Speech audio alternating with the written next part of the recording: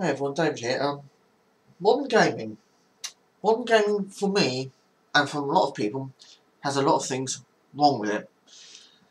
And it just suddenly crossed my mind, and I've jotted down a few things which I think are wrong with modern gaming. Number one, and without a shadow of a doubt, fanboys. Console fanboys, series fanboys, they're all in the same general camp. You know, fanboy.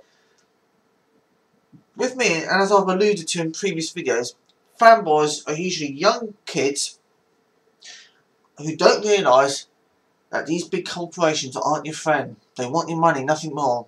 And once they've got your money, you're nothing to them. And plus, it's a mixture, I think, personally, of people not wanting to admit that they've basically backed the wrong horse. They've bought the wrong console. You know, a console that's not doing so well, and a PlayStation 3 in its early years. A console that's on its last legs because it hasn't got any third-party support. That sort of thing. And after PlayStation 2 being an overwhelming success, well, more or less having a monopoly, let's not mince words. It was a big come down for Sony. PlayStation 3 didn't do so well. Developers said it was just too hard to program for. That sort of thing. Number two, money men. Money men ruin a lot of things. Yeah, by money men I mean people say, you know, they disapprovingly cluck their tongues. You know, we have to dumb this game down, otherwise it might not sell like the 3 to 4 million copies we need to break even. Or, you know, oh, that's too innovative. Sorry. People who think games should be dumbed down to the lowest common denominator because they don't think the audience is bright enough to play it. Those sort of people. I think money men really started to spoil gaming around the PlayStation 2 era, PlayStation, Xbox, GameCube generation. Because before then, gaming was still a fairly nerdy habit, you know, hobby, sorry. You know, not a lot of people play games. It's definitely more insulated. It's definitely not the massive multi-billion-dollar industry that it is today. And to a great extent, developers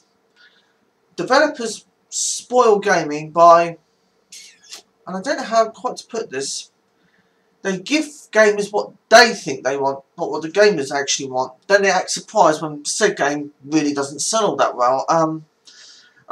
Again, like I've said before, Western Japanese studios farming out development of their games onto Western companies, Bionic Commando, Devil May Cry. Capcom's a great proponent of that, farming out. Konami, loads of Japanese developers did it to a certain extent, and mostly because Japan got completely caught by surprise. It's a complete shift in gaming dominance from east to west. I mean, a lot of Japanese big companies, Capcom, Konami, they've been pretty much reduced to making mobile phone games because they can budget for them and they know they'll sell.